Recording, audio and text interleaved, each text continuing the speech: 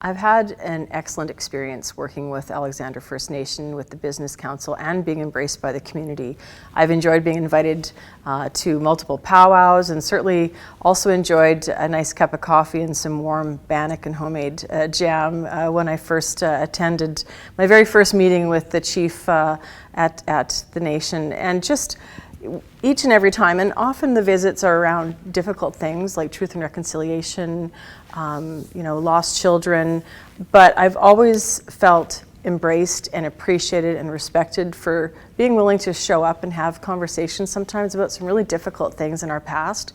But we can always also talk about the incredible opportunities that our communities have together in building opportunities for both of our communities. We have so many aligned areas where we want opportunity for diverse job opportunities, but also diversity in the employment opportunities that we offer in our businesses. And so we are just continually embracing, trying to understand how best to work together and be able to articulate what our communities need from one another, and then coming up with strategies to be able to meet those needs in a way that works for both of our cultures.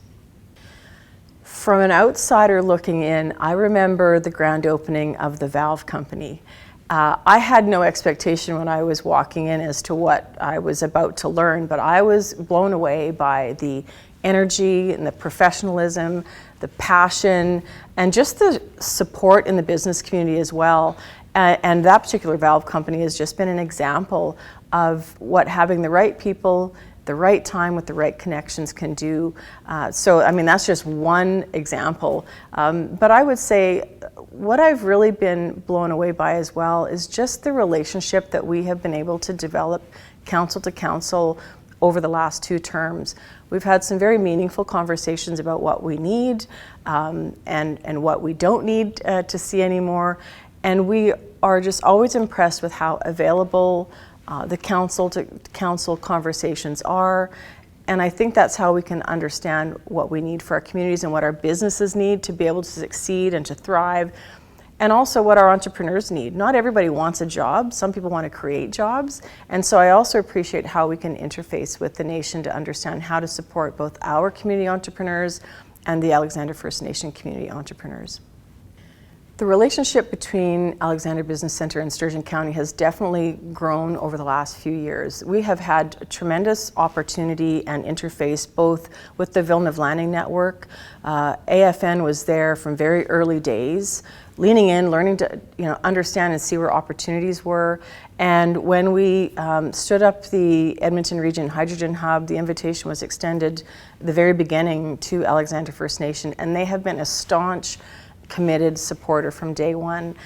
When we need the chief to show up or to fill in or to offer his expertise and opinion, he is there every time. And I just can't say how much that support has meant to me as chair of that hub, and meant to Sturgeon County and to the region as well, to understand that the work we're undertaking in an energy transition will look very different from how it has in the past, because we can use this transition as an opportunity for economic reconciliation. And I'm so grateful that the chief has been there from the very beginning to have those conversations, whether it's around hydrogen, whether it's around aviation at the base, at Villeneuve Landing Network, or whether it is around petchem and traditional oil and gas at the Heartland. The chief and Ian have been very bullish very early on to just constantly show up in person, face to face, to have the conversations, to build the relationships, to build the trust, to build the awareness needed to be able to have those strong and enduring partnerships. So I'm just so appreciative of that. The sky's the limit for us in a number of ways, and I really do look forward to continuing that strong working relationship.